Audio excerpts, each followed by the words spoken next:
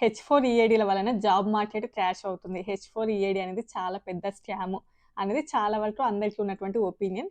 నాకు మాత్రం దీని మీద చాలా వరకు పాజిటివ్ ఒపీనియనే ఉంది. ఆల్రెడీ ఒక వీడియోలో అయితే షేర్ చేశాను. బట్ ఈరోజు ఈ వీడియోలో ఒక న్యూస్ ప్రకారం అసలు ఏంటి అండ్ నా యొక్క ఒపీనియన్ ఏంటి అనేసి ఈ వీడియోలో షేర్ చేద్దాం అనుకుంటున్నా. సో ఇంకెవరైనా మొదటిసారి మన ఛానల్‌ని చూస్తున్నట్లయితే తప్పకుండా సబ్స్క్రైబ్ చేసుకోండి. వీడియోకి అయితే లైక్ చేయండి. ఎవరికైనా యూజ్ అవుతది అనుకుంటే షేర్ చేయండి. చాలామంది వీడియోస్ చూస్తున్నారు. బట్ సబ్స్క్రైబ్ చేసుకోవట్లేదు. అలాగే లైక్ కూడా కొట్టట్లేదు. ఇన్ఫర్మేటివ్ వీడియోసే కదా! సో లైక్ కొడితే నాకు కూడా కొంచెం హెల్ప్ అవుతది. హెచ్4 ఈఏడీ ఆటోమేటిక్ ఎక్స్‌టెన్షన్ ఎప్పుడైతే తీసేశారో ఆ తర్వాత హెచ్4 ఈఏడీలు చాలా వరకు ఇబ్బంది పడుతున్నారు అని చెప్పేసి. అందులోపల నిజం ఉందా అంటే డెఫినిట్‌గా చాలా వరకు కరెక్టే. ఎందుకంటే ఎప్పుడైతే ఈ ఆటోమేటిక్ ఎక్స్‌టెన్షన్ తీసేశారో ప్రాసెస్‌కెళ్ళిన తర్వాత దానికి చాలా వరకు కూడా టైమ్ డిలేస్ పడుతున్నాయి. అసలు ఎన్ని రోజులకి ఎక్స్‌టెన్షన్ అవుతది? అసలు ఎంతవరకు? ఏమైనా అప్‌డేట్ ఉందా? అసలు దాన్ని ఎలా ట్రాక్ చేయాలి? ఏది కూడా అప్‌డేట్ లేదు. చాలామంది డెఫినిట్‌గా సఫర్ అవుతున్నారు. And at the same time not only హెచ్4 ఈఏడీస్, హెచ్1బీ వాళ్ళు కూడా ఎవరైతే ఇలా రెన్యువల్‌కెళ్తున్నారో ఎక్స్‌టెన్షన్స్‌కెళ్తున్నారో వాళ్ళకి కూడా చాలా వరకు కూడా టైం అనేది పడుతుంది. And at the same time L one visa వాళ్ళకి కూడా చాలా వరకు కూడా టైం అనేది పడుతుంది. అలా రాకుండా ఏదైతే ప్రీమియం ప్రాసెస్‌కెళ్తారో వాళ్ళకి మాత్రం ఆల్రెడీ ప్రీమియం అంటే వితిన్ 15 డేస్ బిజినెస్ డేస్‌లలోనే అది అవుతది. అది రూల్ అన్నట్లు యాక్చువల్‌గా. సో దానిని బట్టయితే ప్రీమియం ప్రాసెస్‌కి వెళ్ళే వాళ్ళకి అవుతుంది కానీ, నార్మల్ వాళ్ళకైతే అవ్వడం అయితే చాలా వరకు కష్టంగా ఉంది. బట్ హెచ్4 ఈఏడీలకి ఈ ప్రీమియం ప్రాసెస్ కూడా లేదు. ఒకప్పుడు హెచ్1 వీసా వాళ్ళ యొక్క స్పౌస్ వీసాతో కూడా ఆటోమేటిక్ ఎక్స్‌టెన్షన్ అదంతా ఉండేది కానీ, జనవరి 2025 నుంచి ఈ హెచ్4 ఈఏడీలకి ఆటోమేటిక్ ఎక్స్‌టెన్షన్ ఇది కూడా రద్దు చేశారు. అంటే ప్రీమియం ప్రాసెస్‌కి వీళ్ళకి ఎలో లేదన్నట్లు.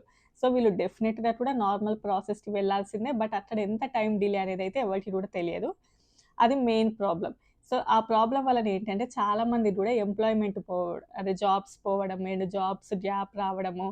అండ్ దాని వలన అంటే ఫ్యామిలీ ఒక ఆలోచనల ప్రకారం ఉంటది కదా! అంటే ఫినాన్షియల్‌గా ఇలా ఎళ్దాము అనేది. సో ఇద్దరు కలిపి వర్క్ చేసుకోవడం ఇలాంటివి కొన్ని ఉంటాయి కాబట్టి అందులోపల చాలా వరకు డిలేస్ జరుగుతున్నాయి. సో దీనిని బేస్ చేసుకొని ఏంటంటే కాలిఫోర్నియాలో కొంతమంది లా సూట్ ఫైల్ చేశారు. ఎందుకంటే చాలా వరకు కూడా టైమ్ డిలేస్ అవుతున్నాయి. ఈ ఆటోమేటిక్ ఎక్స్‌టెన్షన్ తీసేయడం వలన ఎంప్లాయ్‌మెంట్‌కి చాలా వరకు ఇబ్బంది కలుగుతుంది. అండ్ జాబ్స్ గ్యాప్ రావడం ఇలాంటివి కూడా చాలా వరకు స్ట్రెస్‌గా ఉంటుంది కాబట్టి, సో ఇంతకుముందు ఉన్నటువంటి ఆటోమేటిక్ ఎక్స్‌టెన్షన్ అదేదైతే ఉందో దానిని రద్దు చేశారు కదా!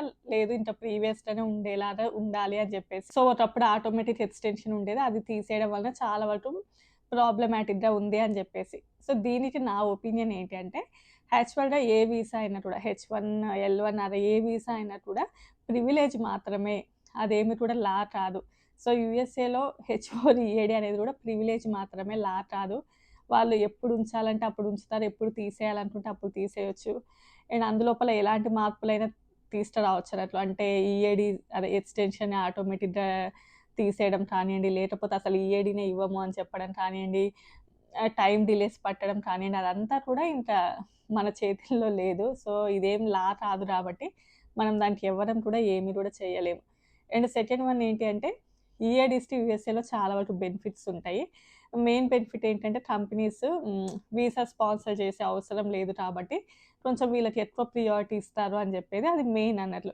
సో దీనిని బేస్ చేసుకొని ఏంటంటే చాలా వరకు హెచ్1బీలకు కానియండి, స్టూడెంట్స్ అది ఓపీటీలో ఉన్న వాళ్ళకి ఎవరికైనా కూడా ఈ వీసా అంటే నచ్చదన్నట్లు. అంటే అది చాలా పెద్ద స్కామ్ అనేసి వీళ్ళ వల్లనే క్రాష్ అవుతుంది జాబ్ మార్కెట్ అని చెప్పేసి. అండ్ పల్లీలకి, బఠానీలకి కూడా వీళ్ళు జాబ్స్ చేస్తూ ఉంటారు అని చెప్పేసి. ఇవన్నీ కూడా నా వీడియో‌లోకి వచ్చే కామెంట్స్ నేను చెప్పేది. సో కూడా వర్క్ చేస్తూ ఉంటారు. సరే ఏదో ఒక వర్క్ జస్ట్ టైమ్ పాస్ కోసం వర్క్ చేస్తూ ఉంటారు వీళ్ళు. సో వీళ్ళ వలన నిజంగా స్కిల్ ఉన్నటువంటి పీపుల్ ఎవరైతే ఉన్నారో వాళ్ళకి జాబ్ మార్కెట్‌లో ఇబ్బంది కలుగుతుంది అని చెప్పేసి. ఇందులో నిజం లేదా అంటే డెఫినిట్‌గా నిజమే ఉంది.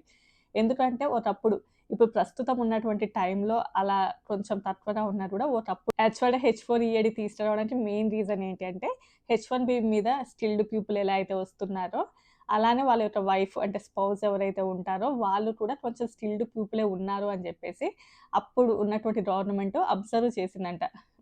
సో దానిని బేస్ చేసుకొని ఏంటి అంటే ఊరికే బయట నుంచి ఇమిగ్రెంట్స్‌ని తీసుకురావడము, ఊరికే ఇమిగ్రేషన్ పెంచడం ఎందుకు? సో ఇక్కడ ఆల్రెడీ స్కిల్డ్ పీపుల్ ఉన్నారు. ఆ టైం లోపల ఐటీ బావుంది. అంటే యూఎస్ఏలో కొంచెం మంచిగా భూమి ఉండడం అండ్ ఐటీ లోపల ఎక్కువ అమెరికా లోపల అలా వరకు జాబ్స్ క్రియేట్ అవ్వడం, చాలామంది అమెరికా లోపల కంపెనీస్ పెట్టడం, ఇలాంటివి చాలా వరకు కూడా అమెరికాలో జాబ్స్ మంచిగా ఉండడం వలన ఏంటంటే, కొంచెం ఎంప్లాయీస్ కూడా ఎక్కువ మంది అవసరము. సో, బయట నుంచి ఎందుకు ఎట్లా అయితే ఈ హెచ్-1బీ వీసా వాళ్ళ స్పౌసెస్ ఉన్నారు గదా! సో, వాళ్ళు కూడా స్కిల్డ్ పీపులే ఉన్నారు. అంటే డేటా ప్రకారం చూస్తే వాళ్ళు కూడా ఉన్నారు.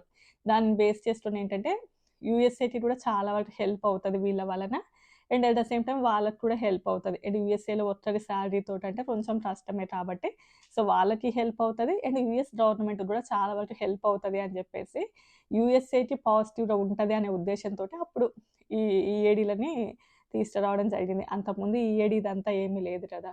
సో, అప్పుడు ఈఏడీలను తీసుకొచ్చిన తర్వాత నుంచి ఇంకా అది ముదిరి, ముదిరి తొండ ముదిరి ఊసర వెల్లి అయినట్లుగా ఇక రాను, రాను, రాను, రాను కన్సల్టెన్సీస్‌లలో ఫేక్ సర్టిఫికేట్స్ పెట్టడము అండ్ ఫేక్‌గా జాబ్స్ తెచ్చుకోవడము. అసలు ఎలాంటి ఎక్స్‌పీరియన్స్ లేకుండా ఒక 5 ఇయర్స్, 4 ఇయర్స్ మినిమమ్ 10 ఇయర్స్ పాటు ఇళ్ళల్లోనే ఉండి, ఆ తర్వాత ఒక కంపెనీ లోపల ఒక మంచి పొజిషన్‌కెళ్ళినటువంటి హెచ్-4 ఈఏడీలు చాలా మందే ఉన్నారు.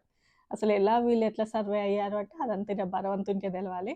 అండ్ నెక్స్ట్ ఆల్రెడీ కొంతమంది తెలిసిన వాళ్ళు రిఫర్ చేయడము, అందులోనే వాళ్ళ హస్బెండ్‌లు కూడా వర్క్ చేస్తూ ఉండడం. సో, వాళ్ళు రిఫర్ చేయడం. సో, ఆ బేసిస్ మీద కూడా చాలామంది మంచి పొజిషన్‌కెళ్ళిన వాళ్ళు కూడా ఉన్నారు. సో, వాళ్ళకి ఇక్కడ వర్క్ పర్మిట్ వచ్చిన తర్వాత బ్యాక్ ఎండ్ లోపల హస్బెండ్స్ మేనేజ్ చేసేవాళ్ళు. అలా వర్క్ ఫ్రమ్ హోమ్ వచ్చాక ఇంకా అలాంటివి కూడా చాలా ఎక్కువైపోయాయి. సో, ఇలాంటి వాటన్నిటిని కూడా బేస్ చేసుకుంటే అందులో నిజం లేదంటే డెఫినిట్‌గా నిజమే ఉంది. అలానే అందరూ అలానే ఉన్నారు అని కాదు గదా! సో, కొంతమంది నిజంగానే ఇండియాలో వర్క్ ఎక్స్‌పీరియన్స్ ఉన్న వాళ్ళు ఉండొచ్చు. ఆల్రెడీ ఇండియాలోనే బాగా చదువుకొని అక్కడే ఎంప్లాయ్‌మెంట్ చేసిన ఇక్కడికొచ్చిన వాళ్ళు కూడా ఉండొచ్చు కాబట్టి, సో, అందరిని అనలేము. బట్ డెఫినిట్‌గా కూడా అలా అంటే ఫ్రాడ్ లేదంటే డెఫినిట్‌గా ఉంది.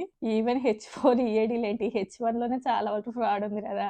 హెచ్-4 ఈఏడీల సంగతి పక్కన పెడితే స్టూడెంట్స్ ఎనీథింగ్ అన్నిట్లలో ఉంది. బట్ అంతా అలానే ఉన్నారు అని అనలేము గానీ, హెచ్-4 ఈఏడీస్ లోపల డెఫినిట్‌గా అలాంటి వాళ్ళు చాలా మందే ఉన్నారు. అండ్ అమెరికన్ గవర్నమెంట్ డెఫినిట్‌గా అమెరికన్ సిటిజన్స్ కోసమే ఫస్ట్ ప్రియారిటీ కదా! ఎవ్వరమైనా ఏ కంట్రీ అయినా అంతే.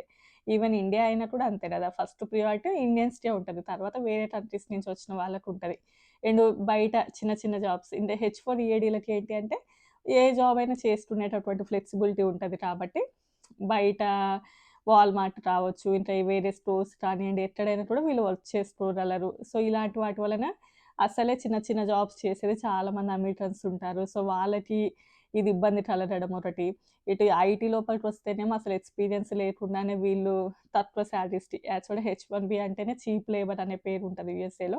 ఇంకా చీప్ లేబర్ లాగా వీళ్ళు వర్క్ చేయడం అనేసి. సో, ఇలాంటి చాలా మంది బ్రెయిన్‌లలో ఉన్నటువంటి ఆలోచన. ఈవెన్ ఇండియన్స్‌కి అంటే ఐ మీన్ హెచ్-1బీల మీద ఉన్న ఇండియన్స్ కానియండి, స్టూడెంట్స్ వీసాల మీద ఉన్న వాళ్ళకి కానియండి ఎక్కువగా ఇష్టపడరన్నట్లు. అసలు ఆ వీసాని మీరు తీసేస్తే బావుంటది. దాన్ని కంప్లీట్‌గా బ్యాన్ చేస్తే బావుంటది. అసలే 60,000 హెచ్-1బీలు అంటే ఇంకా వీళ్ళొక 60,000 ఈఏడీస్ అంటే స్పౌస్ కదా! మొత్తం 1,20,000 వీసాలు వేరే కంట్రీకే వస్తున్నట్లు ఇండైరెక్ట్‌గా చూసుకుంటే, మొత్తం ఇంక వీళ్ళే వర్క్ చేస్తే అసలు అమెరికన్ సిటిజన్స్ ఏమైపోవాలి అని జెప్పేసి. సో, దాని మీద చాలా వరకు వినిపిస్తూ ఉంటాయి. సో, వీళ్ళు వెళ్లి లా సూట్ ఫైల్ చేసినా గూడా, ఏది చేసినా కూడా అది లా కాదు. జస్ట్ ప్రివిలేజ్ మాత్రమే.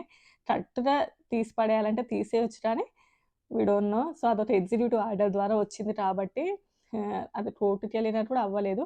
అలా అని జెప్పేసి ఇప్పుడు ఆటోమేటిక్ ఎక్స్‌టెన్షన్ ఉండాలి, ఇదంతా అవ్వాలి అంటే అది చాలా వరకు కూడా అవ్వకపోవచ్చు. సో, ఇంకా ఫైనల్‌గా వాళ్ళ యొక్క రూల్స్‌కి మనం ఒబే చేసి దొరికిందే మహాప్రసాదం. ఏ అవకాశం దొరికితే ఆ అవకాశాన్ని యుటిలైజ్ చేసుకుంటూ ఉండడమే తప్ప, మనం చేయగలిగేది ఏమి కూడా లేదు.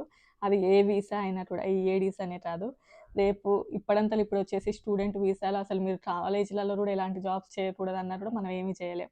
సో, అంతే. సో, వీసా అంతే అది లా కాదు జస్ట్ ప్రివిలేజ్ మాత్రమే.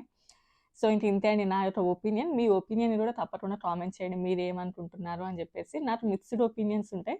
బట్ మీ ఒపీనియన్‌ని కామెంట్ చేయండి. బట్ మంచిగా ఉంటే నేను మంచిగా చదువుతాను. మంచిగా కామెంట్‌కి రిప్లై ఇస్తాను. ఏదో ఏదో కామెంట్ చేయకండి. సో, ఇంతే వీడియో. Bye bye.